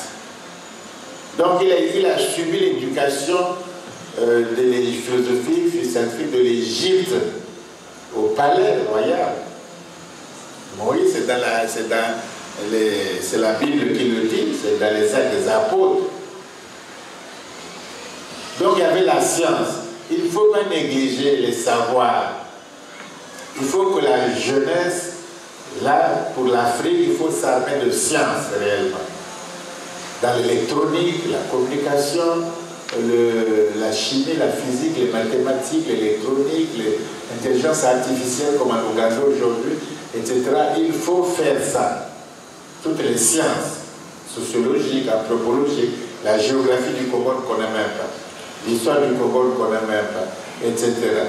Les langues du Congo, la linguistique. Il faut faire des séminaires comme ça. Technique, la gestion, l'entreprise, tout. Il faut faire la science. Nous sommes au XXIe siècle, c'est un monde de science. De la nourriture, la communication, les maladies, le virus par exemple qui arrive, on est là pour nous. Heureusement qu'on était protégé par le climat, on serait mort comme des mouches. On ne sait pas les maladies qui viennent encore, les virus. Il faut des microbiologistes, des virologues pour former ces choses. On n'a pas un plan de scientifique de former réellement la jeunesse. C'est important, c'est urgent. L'Égypte avait la science. Tu ne peux pas bâtir les pyramides en rêvant. Il faut choisir la topographie, le lieu, par rapport au Nil, par rapport à l'élévation du terrain, la solidité des sols. Et puis, quand il y a le volcanisme en Égypte, il ne faut pas que ça tremble. Il faut tailler les pierres, il n'y a pas de ciment. Je mets une pierre sur une pierre pour faire un grand bâtiment comme ça. Il faut la taille de la pierre doit être extrêmement précise. Bon. Le chantier dure 20 ans. Il faut l'organiser. Il y a des morts, il y a des maladies, il y a des choses comme ça, des fatigues et tout. Il faut les nourrir parce qu'ils vont plus au champ. Ils sont là. Il faut les nourrir, etc. Hein? Il faut organiser le chantier. Il faut des architectes, il faut des ingénieurs du génie civil. Ça ne se fait pas comme ça au hasard. En même temps, l'Égypte, c'est ça qu'il a donné les Thalès, les Pythagore, les trucs. Et tout le monde le dit ça. Aristote dit que les mathématiques sont nées en Égypte. Aristote, c'est quand même pas un idiot. Hein? Platon le dit aussi dans le dialogue, comme le fait. Il dit qu'ils ont leur dieu là-bas qui s'appelle Thoth, qui leur a montré l'astronomie, la géométrie, les mathématiques, même les jeux de société Ngola, les dés là. Et surtout l'écriture, l'alphabet, tout ça. Il dit, mais ils fait la science, sinon ils ne pourraient pas tenir dans le Nil et tout. La navigation de l'eau, tout, ils connaissaient. Même la science ésotérique. Pharaon est là, Moïse prend son bâton, jette. Le bateau devient serpent. Ah, le pharaon n'a jamais vu ça. Il dit, c'est merde, ce type-là. Il est puissant.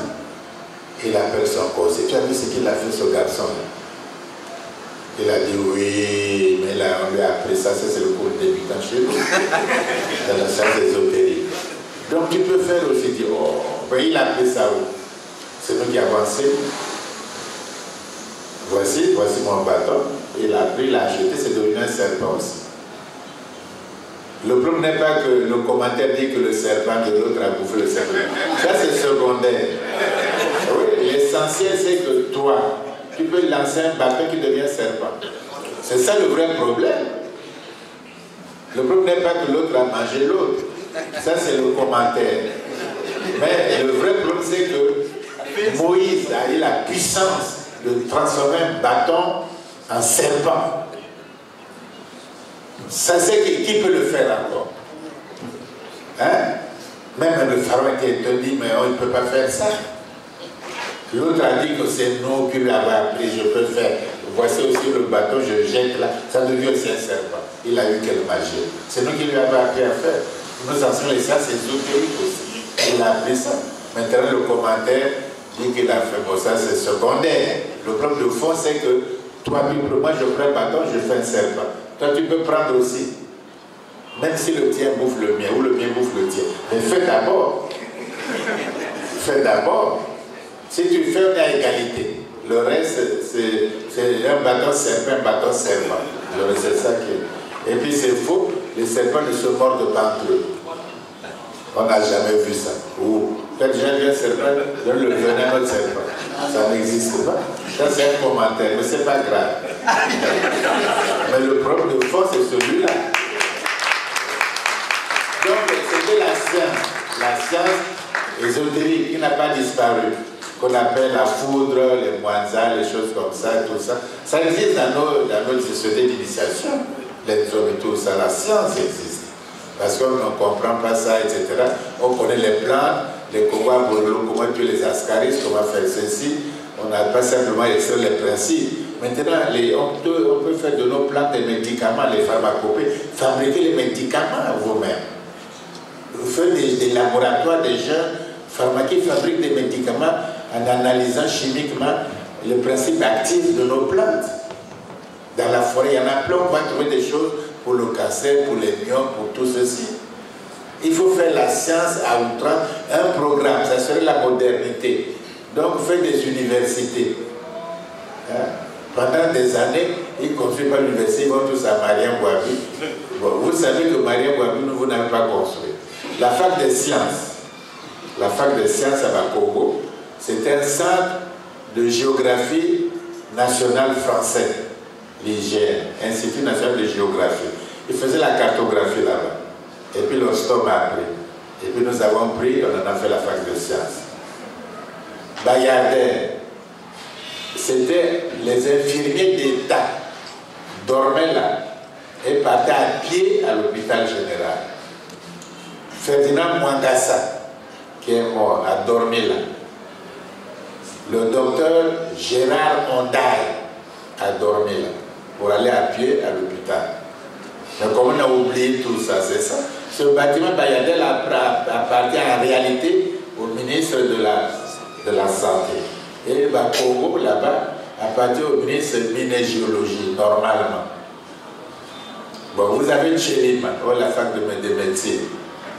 Mais Tchelima, c'est un mot coréen, nord-coréen. Les Nord-Coréens avaient construit ça pour faire un lycée technique.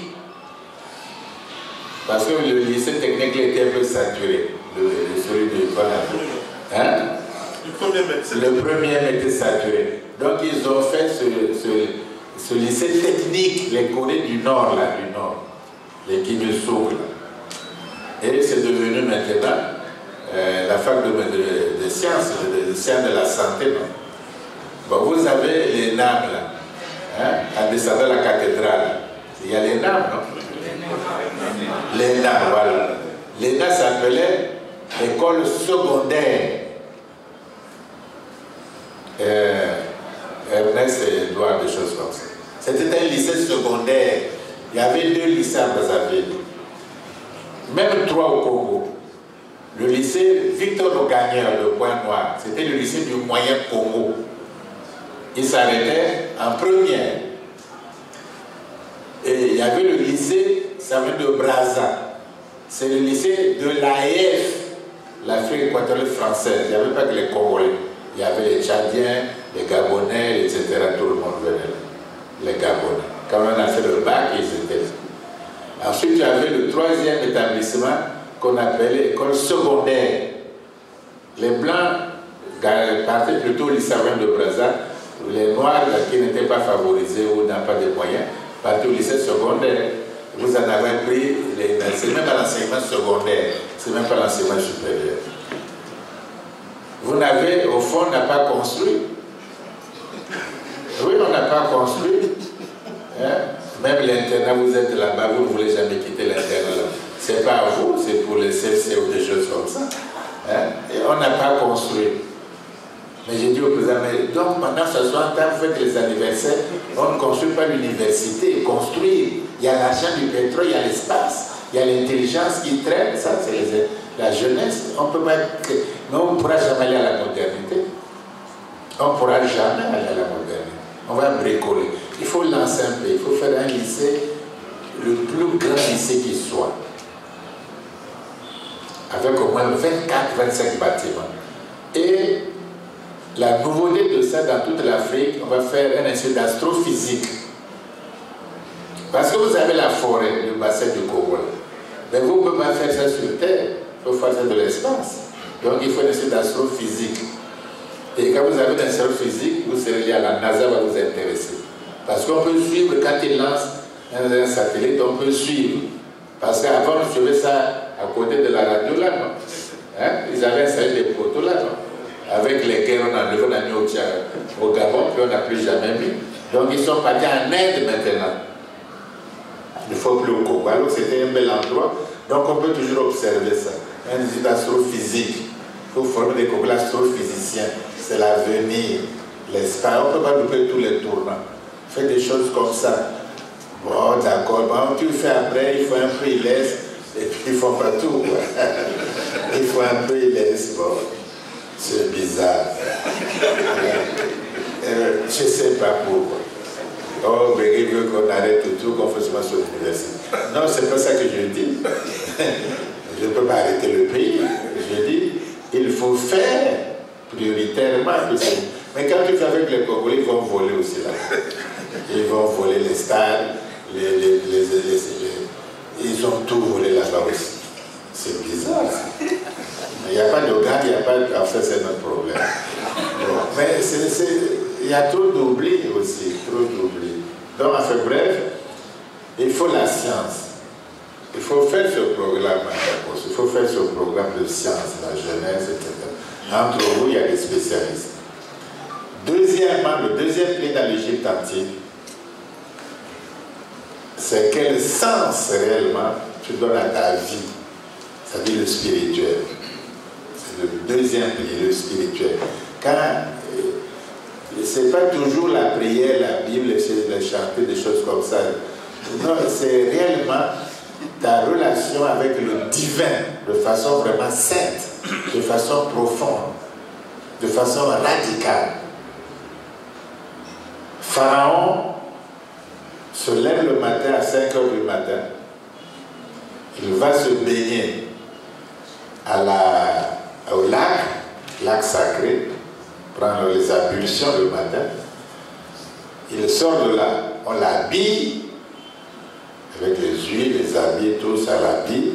La première chose après l'habillement, il marche, il va au temple. Il va tous les jours à l'église.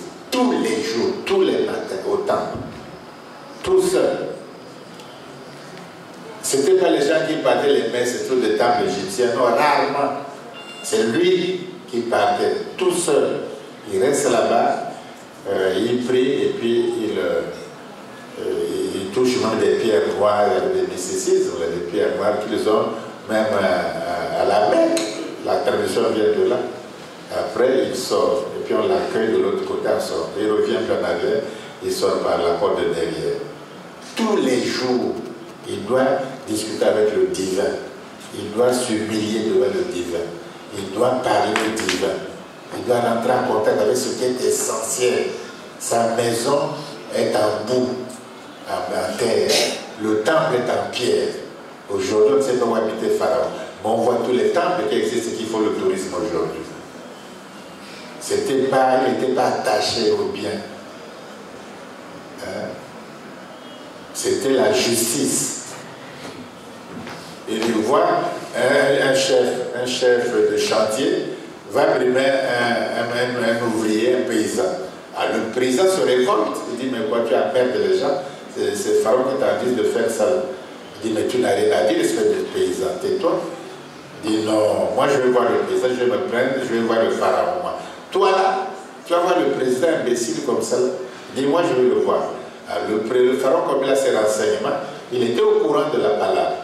Il appelle le fonctionnaire, il dit, faites-le venir quand même, venez vous voir. Il vient dire, mais pourquoi tu te rebelles comme ça? C'est quand même un chef. Il dit, oui, c'est un mauvais chef, ce type-là. Hein, voilà ce qu'il me fait, il me brille, il fait ça, moi je ne suis pas d'accord. Et il a parlé, avec beaucoup d'éloquence. Qu'est-ce que le Pharaon a fait? Il dit, mais il a raison. Ah, ce n'est pas parce que tu es mon représentant que tu dois faire comme ça, là, ce n'est pas la justice, ce n'est pas la vérité. Donc tu as tort. Et puis d'autres, comme il avait 2 ou 3 femmes, il y a des femmes de la reine, hein, mon côté. Il ne cache pas ces femmes comme nous, c'était dans la reine. Bon. Et Bassali, comme une femme, fait le complot avec des chaînes, avec les conseillers du roi, que son fils doit être pharaon. Et finalement, le complot est découvert. D'autres conseillers avaient honteux, il marche avec le pharaon, puis il trahit, il les a honteux. Le pharaon est au courant. Il dit, bon, mais ce n'est pas mon problème, c'est le problème de la justice. Aller dans les tribunaux, régler ce problème-là. Moi, je ne peux pas, je ne suis pas dedans. Ils ont voulu faire ça, leur complot, tout ça. Bon. Il y a la justice. Aller à la justice, au tribunal. Ils pouvaient trancher, dire non, allez là. La vérité, la justice. J'offre la justice, les statuts de justice de vérité à Dieu. Je dois faire la justice sur terre. Je dois faire la vérité sur terre. C'est mon travail de faire l'office divin. Parce qu'être pharaon, c'est remplir une fonction divine en Égypte. C'est plus une fonction civile qu'on a voté comme ça. Non, il doit faire la spiritualité. C'est le premier prêtre, le premier membre du clergé. C'est lui. Et il ne peut pas se comporter comme ça. Il y a l'éthique, il y a le spirituel. C'était des gens très très spirituels. Trop même, trop spirituels. C'est bien que on a dit même à la Bible, mais Joseph, prends ta femme Marie, l'enfant est en Égypte. C'est un peu de sécurité aussi, non seulement alimentaire, mais spirituelle. Les Moïse, je vous parlais de la Bible, des actes des apôtres, il a dit de la sagesse. Et David, le fils de David, c'est Salomon. Donc Salomon a marié la fille. D'ailleurs, la Constitution américaine ne comporte que 13 articles, pas plus, pour 50 États. Parce qu'on n'est pas un État tout seul, on est un État par rapport à d'autres. Les Marocains avaient un accord pas évident. Je pense à votre famille, à votre charmante épouse qui nous recevait régulièrement.